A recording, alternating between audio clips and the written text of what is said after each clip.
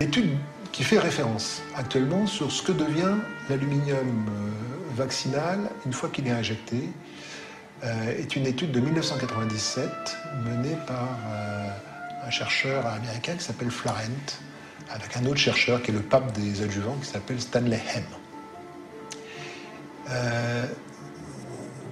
Ce travail a consisté à injecter un aluminium isotopique, donc radioactif, à deux lapins, donc seulement 2 lapins, qui ont été injectés par voie intramusculaire et pour lequel on a suivi le devenir de cet aluminium radioactif dans l'organisme du lapin et on a regardé ce qui était éliminé dans les urines du lapin. Le résultat, qui devrait en soi déjà être un résultat extraordinairement inquiétant, est que l'élimination à 28 jours était de 6%. C'est-à-dire que 94% de l'aluminium était resté dans l'animal. Et on continue, malgré ça, à dire que l'aluminium est éliminé en quelques semaines après son injection chez l'homme. Plus grave, ce travail a perdu, entre guillemets, les os des animaux. Et on sait que l'os, c'est un des endroits où se stocke de façon durable l'aluminium dans l'organisme. Donc non seulement il n'y a que 2 lapins, mais en plus, dans les organes qui sont utilisés, les 2 fémurs ont été égarés, ont été malencontreusement détruits. C'est bête. Le muscle injecté n'a pas été examiné, c'est-à-dire qu'ils n'ont pas pu décider si l'aluminium qu'ils avaient injecté était resté sur place ou pas. Et donc, on se retrouve avec une étude qui s'arrête en plus à 28 jours. Alors que maintenant, il est absolument certain que l'adjuvant, il va rester pendant des années dans l'organisme. Et que cette étude qui dit circuler, il n'y a rien à voir, regardez, il y en a très peu qui rentrent dans le cerveau, il y en a très peu qui rentrent dans le cerveau à 28 jours. Mais personne n'a regardé à 6 mois, à 1 an, à 1 an et demi après l'injection. Donc, c'est cette étude-là qui reste la référence de la vaccinologie mondiale. 2 lapins avec des organes perdus et avec un temps d'étude de 28 jours. Donc ça, c'est simplement, il faut tout refaire. Est-ce qu'il y a des alternatives? Alors c'est vrai qu'il y a eu dans le passé un adjuvant à base de phosphate de calcium qui a été utilisé, qui a été abandonné il y a une trentaine d'années, à ma connaissance pour 2 raisons. Instabilité, donc un produit difficile à produire, et dans des vaccins relativement fréquemment associés à des cas d'allergie. Pas très encourageant à reprendre. Alors si on prend les 2 arguments de M. Fischer, la question de la stabilité, eh bien malheureusement c'est bien ça le problème avec l'hydroxyde d'aluminium, c'est qu'il n'est pas stable, il est hyper stable, il est tellement stable qu'il est quasiment indestructible. Et on l'introduit dans l'organisme où il va persister pendant de très nombreuses années. Et ça, c'est a priori vraiment quelque chose d'absolument indésirable. Et c'est ce que nos travaux ont permis de comprendre, de mettre en lumière. Donc la question de la stabilité n'est pas forcément une mauvaise qualité pour un adjuvant. Au contraire, on espérerait qu'un adjuvant soit labile assez rapidement après qu'il ait été injecté pour garantir qu'il sera éliminé de l'organisme. Deuxième point, la question de l'allergie. Alors c'est très étrange que ce soit le phosphate de calcium qu'on accuse d'induire des allergies, alors qu'on sait qu'il a un énorme avantage par rapport aux adjuvants aluminiques, c'est qu'il n'induit pas la production d'immunoglobulines E, les IgE, qui sont les IgE de l'allergie. Donc s'il y a un adjuvant qui est susceptible d'induire une allergie de façon biologiquement intelligible, c'est bien l'hydroxyde d'aluminium.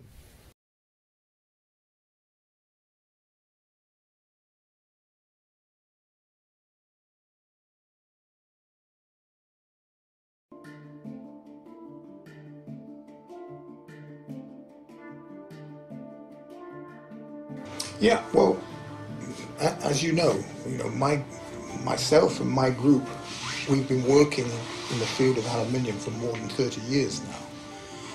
And that covers a wide range. It covers from the basic chemistry of aluminium and through to the way in which it would interact with any living organism.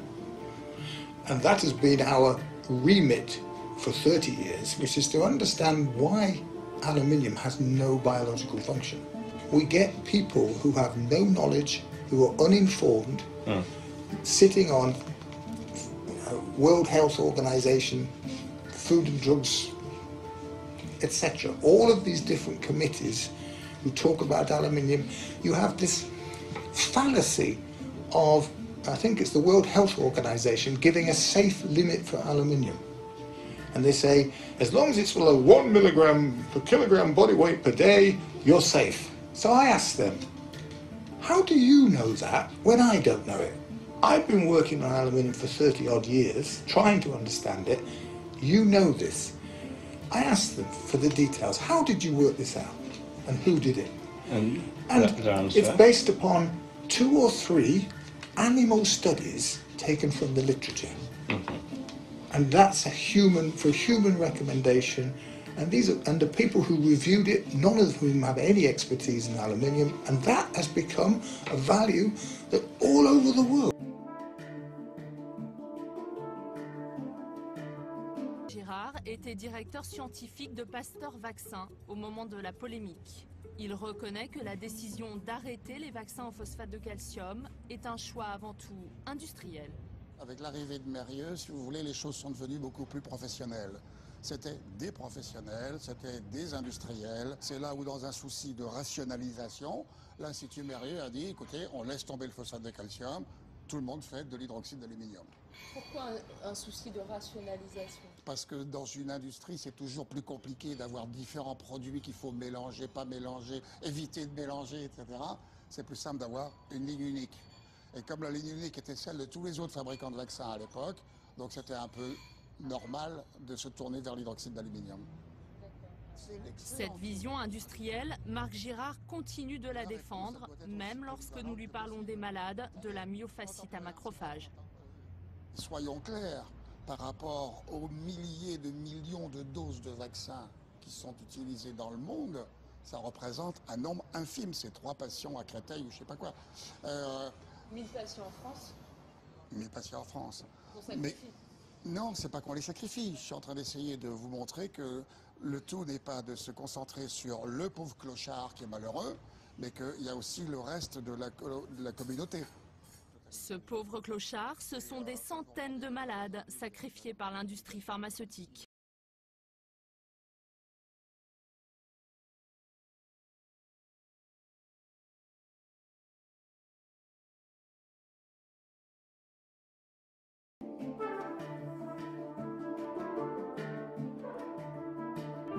À la fin des années 50, pour la polio, comme pour la diphtérie ou le tétanos, les médecins ont le choix entre les vaccins à l'aluminium et les vaccins IPAD. Dans les IPAD, l'aluminium est remplacé par le phosphate de calcium, un composant inoffensif pour le corps humain. C'est un ancien scientifique de Pasteur, le professeur Edgar Eliveld, qui a inventé ce vaccin au phosphate de calcium. C'est un constituant naturel du corps humain. Donc tout le monde l'a dans les os, sous une forme ou autre. Donc c'est pas toxique, c'est bien supporté et c'était donc de qualité supérieure que pour moi.